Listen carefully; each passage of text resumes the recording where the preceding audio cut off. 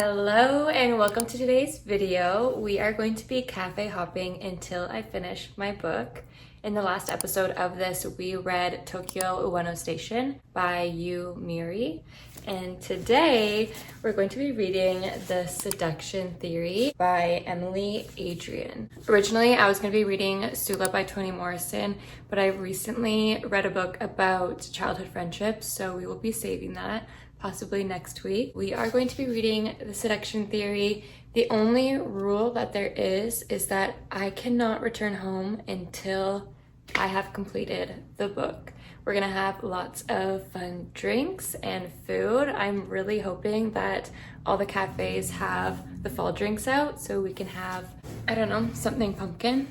But I don't know too much about this book, so let's read it together. Simone is the star of Edwards University's creative writing department. Renowned Wolf scholar, grief memoirist, and campus sex icon, her less glamorous and ostensibly devoted husband, Ethan, is a forgotten novelist and lecturer in the same department. According to Simone and Ethan and everyone else on campus, their marriage is perfect. That is, until Ethan sleeps with the department administrative assistant, Abigail, and the couple's faith in their flawless relationship is rattled. Simone, meanwhile, has secrets of her own. While Ethan's away for the summer, she grows inordinately close with her advisee, graduate student Roberta, or Robbie Green. In Robbie, Simone finds the solace of a new running partner, confidant and disciple, or so she believes. Behind Simone's back, Robbie fictionalizes her mentor's marriage in a breathtakingly invasive MFA thesis.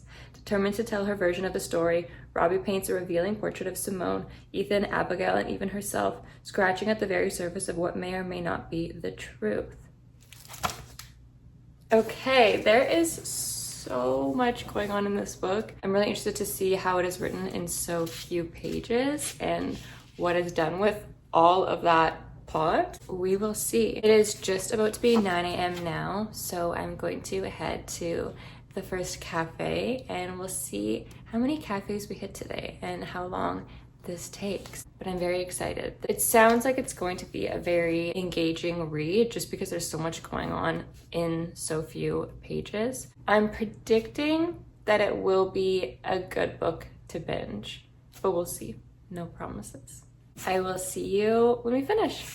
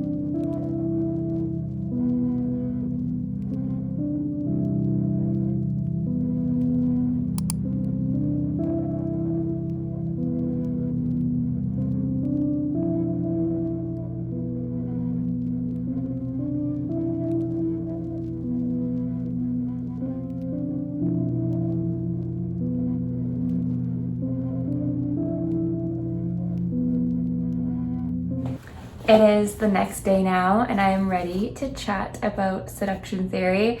I needed some time to kind of think it over and form my thoughts. I hated the characters in this book, but I loved the book. I am so surprised by how much I enjoyed this book because I think the rating that I saw when I was doing my highest and lowest rated books reading vlog, I think I saw that this was really low. So I was kind of thinking that it wouldn't be all that great, but it surprised me so much. I really had such a good time reading it. There were so many moments where I was so enraged. I was livid. Like, these characters, when I say that they're unlikable, like, they are just another breed of unlikable. I had to put my book down multiple times at the coffee shop just to like look around, take some deep breaths, because they were frustrating the shit out of me. But let's talk about the coffee shops. The first one I loved the most. I love going there. It was very empty, surprisingly. And so that was great for reading. And they also always have a lot of vegan and gluten-free treats, which I love. Second one was also great. The latte was so pretty. The latte art on that was crazy. Third one, I was all coffeeed and sugared out. So I just got a salad and soda water, so I can't really say that much about it. Not the best ambiance, to be honest, but that's okay. I was just, at that point, I was ready to get out of the cafes. I wanted to be done reading the book. It's just a lot of time to sit and read, but I really enjoyed the book. I'm glad that we picked this book for it because it was super engaging and I didn't necessarily want to stop reading the book. I just wanted to lay down, you know?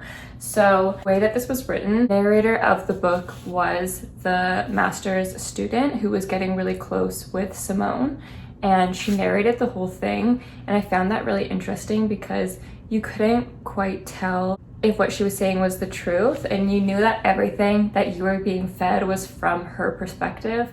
So she was painting the picture of this marriage while she's in love and infatuated with the wife. So of course a lot of it is going to side towards the wife. And yeah, that did happen. I was just hating the husband, but then at some points I would remember like, okay, wait, it's in the perspective of this student. It might not all be true. She could be swaying our emotions toward one person or the other, but I thought that was a very clever way to write the book, and it was all as if you were reading her master's thesis. So it was her kind of diving into the marriage of her professors. And I also found it quite interesting how in the book we got scenes between the husband and the woman he had an affair with. We got scenes between the wife and the master's student. We got scenes between the wife and the husband. But the master's student who was writing it only got her information from either what she saw or what Simone told her. So all of the scenes that were the husband and the woman that he had an affair with, I think her name was Abigail, all of those scenes were basically completely made up because she wasn't there. Like, she didn't know what happened, and obviously the husband didn't tell his wife every little detail of what happened. So those were kind of fabricated, which I found very cool. I can see why I had a low rating for that reason, because I know some people don't like books that end in a way that you have to kind of think on it and figure out what the ending is. And if you don't like that, you would not like this book because the whole book is written like that. Like, you technically don't know the truth of anything, of any situation that happened throughout the whole book, but I kind of liked it. It was different. It was fun.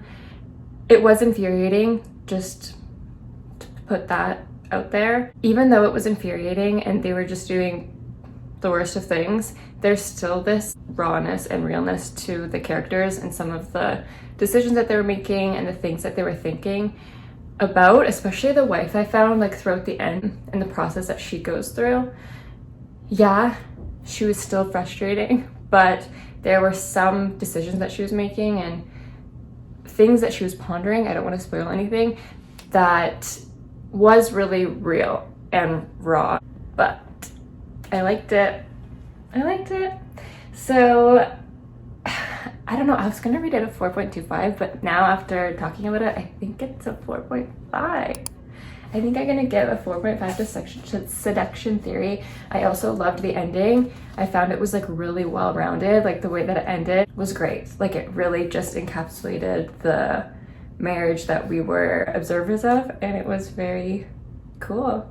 I liked it. So yeah, I would recommend Seduction Theory, but keep in mind what I said. If you don't like books that have unlikable characters, that are infuriating, that you don't get the truth, then it's definitely not for you. But If that is intriguing to you and you want something different,